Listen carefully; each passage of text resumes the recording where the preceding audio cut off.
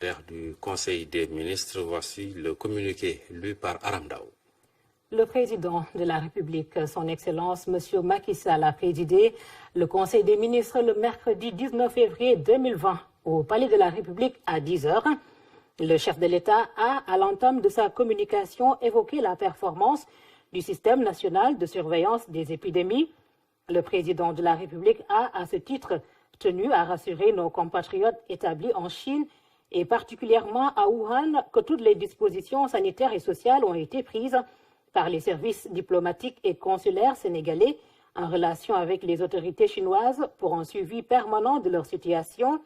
Le chef de l'État a, dans cette même dynamique, rappelé qu'au plan national, des mesures appropriées sont mises en œuvre au niveau de toutes nos frontières ainsi que dans les établissements sanitaires pour renforcer la prévention et la lutte contre les infections à coronavirus.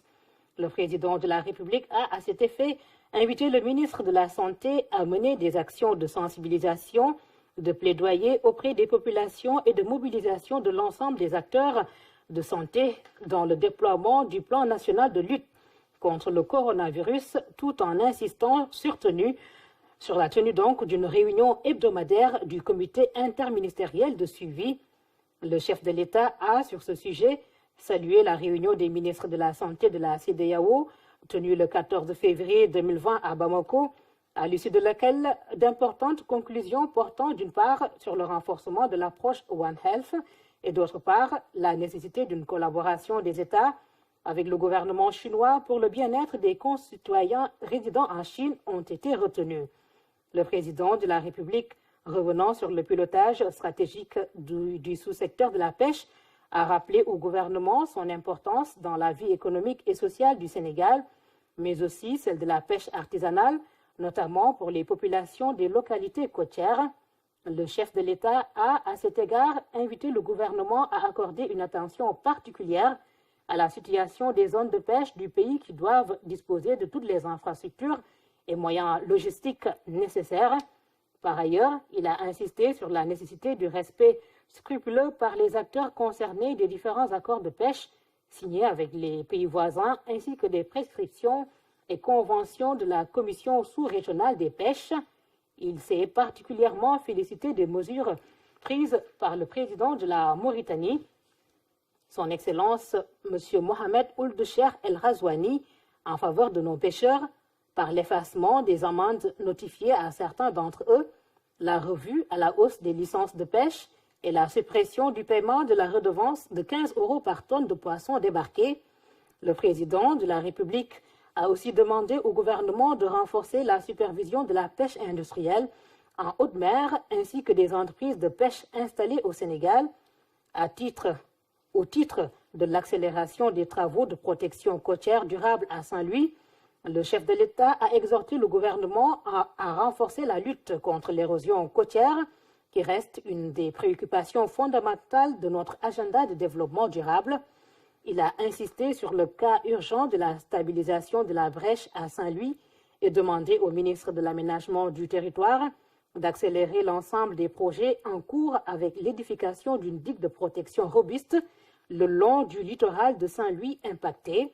Le président de la République a, en outre, invité les ministres concernés par ce dossier à organiser une visite en site et à tenir sans délai une réunion interministérielle.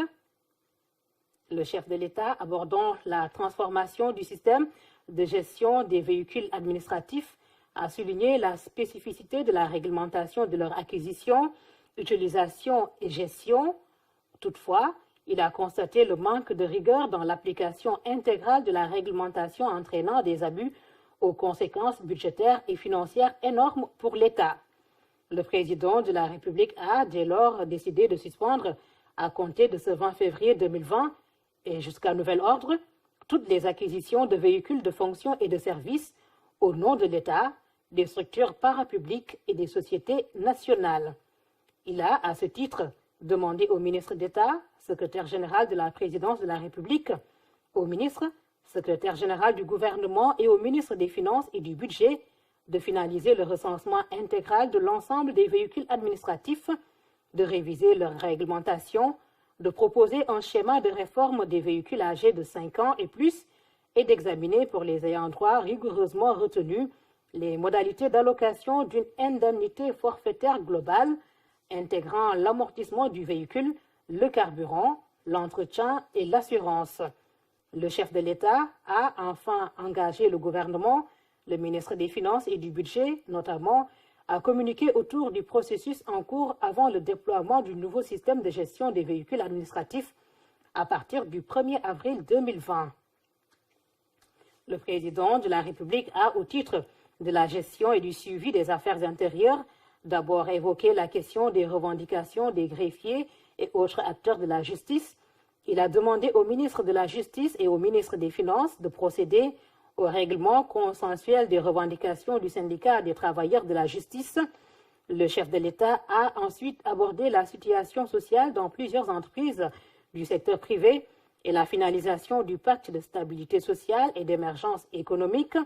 À ce sujet, il a demandé au ministre du Travail, en collaboration avec les ministres concernés, de faire le point exhaustif sur la situation des entreprises en difficulté et les stratégies mises en œuvre par le gouvernement en vue de la préservation systématique des activités et des emplois. Le président de la République a en outre demandé au ministre du Travail de lui faire parvenir le rapport sur l'état de prise en charge par le gouvernement des doléances des centrales syndicales en perspective de la fête du travail qui sera célébrée le 1er mai et de préparer la signature du nouveau pacte de stabilité sociale et d'émergence économique 2020-2024. Le chef de l'État a également évoqué le renforcement des systèmes d'approvisionnement en eau potable des zones périurbaines et rurales. Il a, à cet effet, demandé au ministre de l'Eau et de l'Assainissement de faire prendre toutes les dispositions urgentes pour l'approvisionnement en eau des zones périurbaines et rurales et de lui faire le point global sur l'accès à l'eau en milieu rural. Le président de la République a clos sa communication sur son agenda diplomatique en se félicitant particulièrement des résultats très appréciables des visites au Sénégal du Premier ministre du Canada, l'honorable Justin Trudeau, et du secrétaire d'État américain, M. Mike Pompeo. Le chef de l'État a particulièrement fait part du succès total de sa visite d'amitié et de travail en République islamique de Mauritanie les 17 et 18 février 2020, sanctionnée par la signature de 6 accords de coopération bilatérale, les mesures prises par les deux chefs d'État pour le renforcement des relations diplomatiques et de l'intégration sous-régionale. Au titre des communications, le ministre de l'Économie, du Plan et de la Coopération a rendu compte de la table ronde avec les acteurs du secteur privé organisée en marge de la visite du secrétaire d'État américain. Le ministre de l'Agriculture et de l'Équipement rural a fait le point sur la campagne de commercialisation agricole. Le ministre de la Pêche a fait le point sur les chantiers de son département et sur la gestion de la brèche de Saint-Louis. Le ministre de la Santé a fait une communication sur la situation épidémiologique relative au coronavirus en Chine. Communication complétée par le secrétaire d'État chargé des Sénégalais de l'extérieur sur la gestion des Sénégalais établis dans la province de Wuhan. Le ministre du Tourisme et des Transports aériens a fait le point sur l'approvisionnement en eau dans la région de Thiès avec la mise à contribution du projet KMS3. Le ministre des Collectivités territoriales, du développement et de l'aménagement du territoire a fait le point sur les deux projets complémentaires portant sur la protection côtière à Saint-Louis. Le ministre des Sports a fait une communication sur la préparation de la cérémonie de pose de la première pierre du stade olympique de Diamniadio. Le ministre de la Jeunesse a fait une communication sur les domaines agricoles communautaires, DAC. Le ministre en charge du suivi du plan Sénégal émergent a rendu compte de sa mission à l'OCDE et fait le point sur l'exécution des projets prioritaires. Au titre des textes législatifs et réglementaires, le Conseil des ministres a examiné et adopté le projet de loi autorisant à ratifier la Convention du Conseil de l'Europe sur la contrefaçon des produits médicaux et les infractions similaires menaçant la santé publique, Convention Medicrime, adoptée le 8 décembre 2010 à Strasbourg et ouverte à la signature le 28 octobre 2011 à Moscou. Au titre des mesures individuelles, le président de la République a pris les décisions suivantes. Sont nommés dans les fonctions de professeur titulaire à la faculté de médecine, de pharmacie et d'odontologie de l'université Cheikh Anta Diop de Dakar à compter du 1er octobre. Prénom, donc, Monsieur Martar Camara, matricule 610-233C. Fonction donc, spécialité bactériologie, virologie. Monsieur Amadou Sis, spécialité chirurgie cardiovasculaire, matricule 100-793Z. Monsieur Seydou Diallo, matricule 101-368C, spécialité rhumatologie. Monsieur Adama Faye, spécialité santé publique, matricule 101-401C. Monsieur Omar Faye, spécialité histologie, embryologie, matricule 102-122B. Monsieur Papa Madjeigué, spécialité biochimie, matricule 102-517H. Monsieur Abdoulaye Ley, spécialité endocrinologie, métabolisme et nutrition, matricule 102-927K. Monsieur Alassane Bey, spécialité cardiologie, matricule 101-223A. Monsieur Goram Bey, spécialité biophysique, matricule 102-984B. Monsieur, Madame Anna Sarr, spécialité médecine interne, matricule 103-996B. Monsieur Serigne Omar Sarr, spécialité chimie, analytique et bromatologie, matricule 104-338C.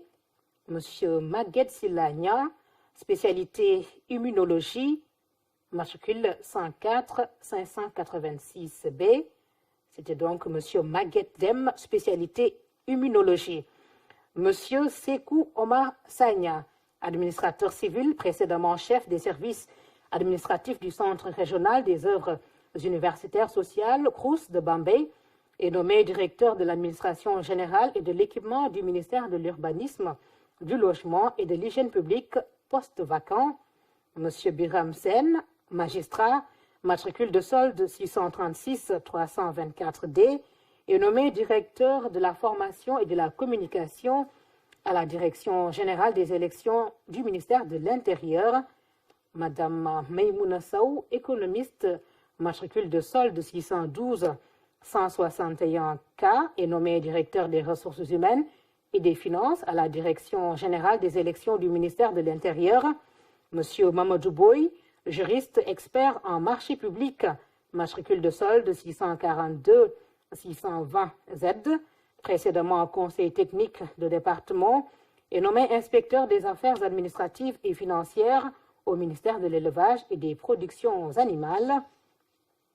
Monsieur Abdoulaye Diawara, docteur en production et biotechnologie animale, matricule de solde 507-859Z, précédemment en service à la direction des services vétérinaires et nommé inspecteur technique au ministère de l'Élevage et des Productions animales, en remplacement du docteur Maïssa Ndiaye, admis à faire valoir ses droits à une pension de retraite. Monsieur Jérôme Sambou, docteur vétérinaire, spécialiste en gestion intégrée des risques sanitaires, matricule de solde 667-103C, précédemment en service à la direction des services vétérinaires et nommé inspecteur technique au ministère de l'Élevage et des Productions animales, en remplacement de Dr Souley Diouf, admis à faire valoir ses droits à une pension de retraite. Et enfin, colonel Neysen, conservateur des parcs nationaux, matricule de solde 505-762H, est nommé inspecteur technique au ministère de l'Environnement et du Développement durable. C'était là le communiqué du Conseil des ministres lu par Aram